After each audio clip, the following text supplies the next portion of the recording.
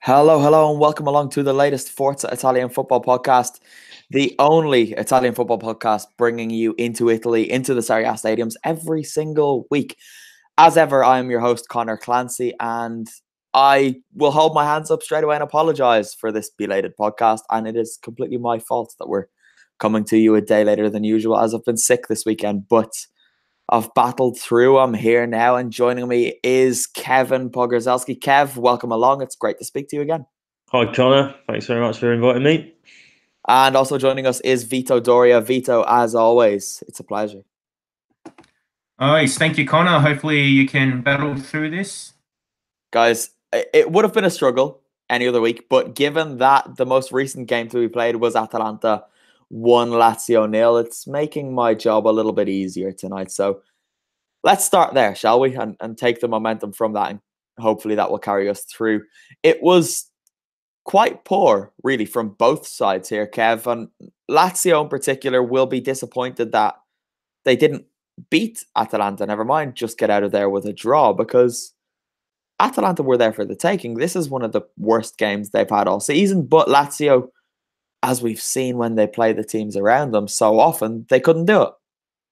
I think Lazio were there for the taking. I think Atalanta were there for the taking, but very much from their own sort of way they set out after scoring so early. It was quite a shock. I was just settling down really to then suddenly see the goal go in from a bit of comical defending from Lazio. And although they kind of created a lot, they had a lot of possession in the final third.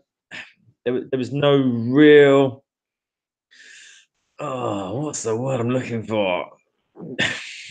Not clinical? Yeah, just not clinical enough, really. I didn't really deserve it. No. Go on, Vito. Go. Yeah.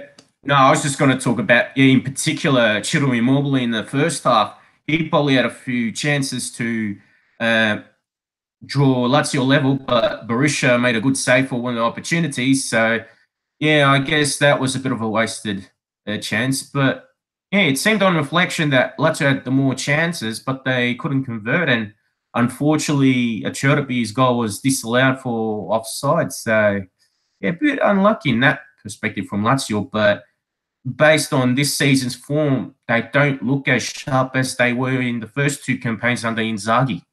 No, they definitely aren't, are they? And we saw that. We've seen it all season. They've just not quite been themselves. They seem to be there in those places by default more than anything else. And we've praised Lazio on here before when they warrant it, but this season, I really just don't think they're at their best. And where are these problems coming from? Because Simone Inzaghi, Kev, is obviously quite a good coach, right? But he's just not quite getting the best out of his players this season. No, and obviously they have lost something in Felipe Anderson going to West Ham United, some of that sort of cutting edge. Keita Balde is no longer there. I don't know how much of an influence Lucas had from the centre of midfield. I thought he performed really, really well after they lost Bilia to AC Milan, and I actually think Lazio got the better deal of that. Maybe that's what they need. They need, because Parolo, for all his positives, does tend to be a little industry over technique, if you like. You know, to be that creative and maybe steadying influence from the centre of midfield. Yeah, well, let's call a spade a spade. Parolo's terrible. I don't quite know why he's at Lazio. I don't know why he has been at Lazio for the last few seasons, but he's there. And to be fair, sometimes he does a job for them. But if Lazio have ambitions of getting into the Champions League consistently, I don't think he's the type of midfielder that's going to get them there. Vito, we've seen Correa at times impress for Lazio this season, but he wasn't quite at his best tonight, like the rest of the Lazio team. And is he someone who can provide them with that extra bit of creativity? Or, I don't know, what do you think? I reckon he can provide that extra creativity, but so far he's been limited to super sub roles. I reckon maybe this might require Inzaghi to do a bit of tactical tinkering, and maybe he should try and find a way to incorporate both Luis Alberto and Joaquin Correa into the same starting lineup to adds more creativity, adds more spark, because like you said, Parolo is more of an industrious type of player. He doesn't add much in terms of quality. And Sergei Milinkovic-Savic, he's been very underwhelming this season. So maybe he deserves a spell on the bench for a prolonged period. It is hard to be too critical, I suppose, of Lazio and especially Inzaghi, given their recent success. Relative success, I guess. But Abdul has a question. Vito, I'll send this one to you. Is the team too tailored to the three-man defence, or can Simone Inzaghi consider other formations in the future? With the players that they have at their disposal, I think the three-man defence is probably what they need to stick to for the time being. Because if you look at who they could use as fullbacks, I don't really think a four-man defence is particularly ideal. I'm also more concerned with the midfield setup and who they've brought in the summer than with the defense, because they've brought in Valon Berisha from Red Bull Salzburg, and they signed Milan Badel on a free transfer from Fiorentina. But I'm just wondering if they were really what they needed, or if they were really the right pieces of the puzzle, if they were going to fit in and make the right contributions and help Lazio tick more smoothly. Aaron Holland has come into the comments now and said maybe it's just a Christmas time dip, but the way this season's been going, too many teams have been in a dip for too long for it to even be considered a dip anymore. Not looking at anyone in particular there, Aaron, especially not their cross-city cousins, Roma, but we will get to them. Don't you worry. Right, let's look at the team who won then, Atalanta, because they had that horrid run a while ago where they weren't scoring goals or anything, but now they've won 6 of their last 8 games. They've gone from being crisis club to just 2 points off the Champions League places now, 1 point behind Lazio in 5th. And although it is still tight there, Atalanta are now 6th and Torino are 11th, and there are just 2 points separating them. But when Atalanta, Kev, missed out on the Europa League playoff, losing to Copenhagen on penalties, I said on the podcast that there is no reason now why Atalanta cannot push up and be in the conversation for that 4th place finish come the end of the season. Is it ridiculous to suggest that now, or has Gasperini shown, not only this season but in previous seasons, that there's every reason to back them?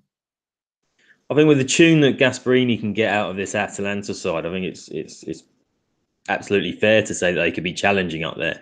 And I think that automatic 4th place that Serie A now has for the Champions League is an ideal reason for them to want to push themselves forward for that. But I think there was always going to be a little bit of a hangover after starting so early in the Europa League and going out in disappointing circumstances, really. What I will say is although they've not been at their, if you like, swashbuckling selves in attack, there was an element of them looking comfortable tonight. I think they've got that defensive resolve, and I also saw it against Udinese a couple of weeks ago, whereas they looked as though they were happy to control the game once they got into the lead. And it was quite early tonight, but you kind of felt that again, as much as it was Lazio, who you maybe felt weren't actually going to overturn the deficit that had been created. They did have that crisis in front of goal this season, and I'm just looking at the statistics now. In terms of goals scored, Atalanta have 30, and I know a few of those came against Frosinone and Chievo and just that, but only Napoli and Juve have scored more goals in Serie A than Atalanta this season, Vito. And now that Zapata appears to be finding his feet in Bergamo, we know what Ilicic and Papu Gomez can provide. And even players like Hans Hateboer and the 3 centre-backs pop up with goals every once in a while. Is this ability to score from all over the pitch, this has got to be beneficial for them in the long run, especially if Zapata can keep this form up. It's hard not to take them seriously when we talk about the European places, maybe even the Champions League. Absolutely. I think that's the ideal thing about any football team. if you can get goals from your forwards and then get contributors from other parts of the pitch, I think it just makes things easier because you have those additional reference points and scoring options. In the case of Atalanta, and more specifically Zapata, he's got 6 goals for the season, but 5 of those goals have come in the last 3. So he's going through an excellent spell, and it would be fantastic for him and for Ladea if he can keep it up, because the way the season's looking now, only about, say, 5 points separates 4th and 12th. Yep, 5 points between 4th and 12th, and AC Milan still have to play away to Bologna. But that last Champions League spot and Europa League spots, they're all up for grabs, but it's all a matter of consistency. And with the scoring options there, and also they still have Emiliano Rigoni on the bench, and he's been good when he's been given the chance. So I think Gasparini should be happy with the wealth of options, especially if they can maintain this run of form. Even Muzabarro as well, to his credit, he can score goals when he plays, and he's not getting much of a look in with Zapata's form in the last couple of weeks. So they do have that depth, which they've not had in recent seasons, but it's definitely exciting. Guys, I'm going to push you both. I want you to give me a number between 1 and 20, between 2 and 20. Where will Atalanta finish this season? Vito, you can go first. At the moment, extremely tough. Look, I'm going to play a bit safe and say 6th at the moment. I still think that, really depends on how AC Milan, Lazio, and Roma go. Again, those 3 in particular, probably on paper, have stronger sides than Atalanta, but it's consistency. I don't want to keep repeating that word, but it sounds like it's going to be a big theme throughout the season. A lot of these teams are just good on the day. But, like we've just mentioned, or I've just mentioned, Zapata's in fantastic form, and it's about maintaining it. If he keeps firing, and, he's got a big frame on him, and he's mobile too, so he's going to be very hard for defenders to stop. So I reckon at least 6th place is possible. But if the others are dropping points or they have big injury crises, I wouldn't rule them out to finish higher. Cheyenne has come in the comments and said 2nd. He seems to be joking, but I'm going to take it as a serious comment. Kev, what's your prediction? I know you'd love me to say 4th, but I think I'll probably have to agree with Vito.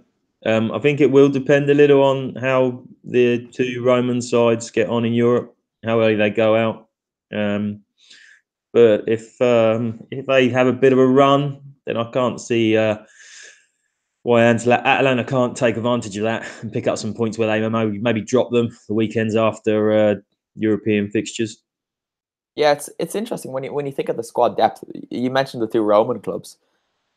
They are not shy of completely embarrassing themselves, as we've seen in recent seasons, not only in Serie A but in Europe too.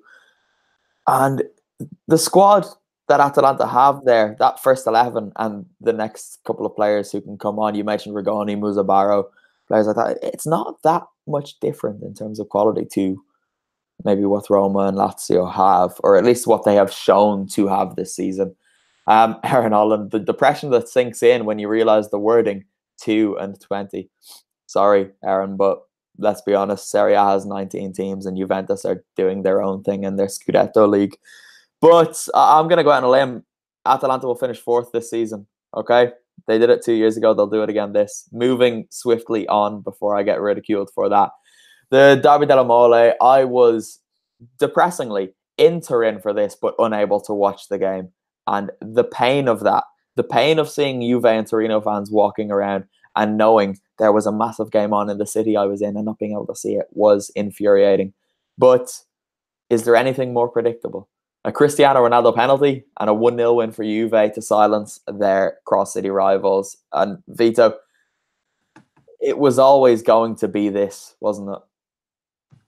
Unfortunately, it was going to be this way.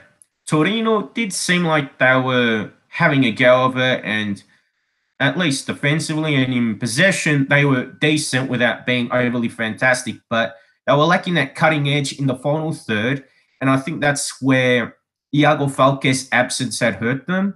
And Vittorio Parigini came on later in the game, but maybe he could have been put on the field a lot earlier because Zaza and Belotti probably did not get the best of service, but also they did not have many clear-cut chances to score themselves. Probably the best two chances fell to Armando Izzo, the centre-back, and he clearly could not convert those chances.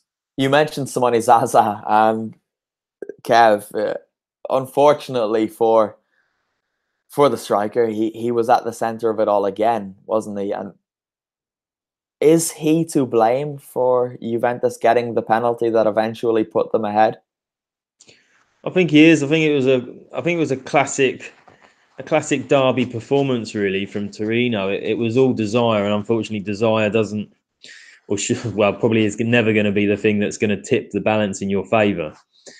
And he, for the penalty that Torino gave away, he comes storming back, collected the ball, but then almost ran into his own man as the defender could have probably cleared upfield. And then, well, as for the back pass, that's probably the only unfortunate bit of him. It was all energy and no real, just take a breather, look at what your options are on. And he really sold the goalkeeper short there and was the chief protagonist in the game, really, with the foul on him to start with. I saw him getting criticised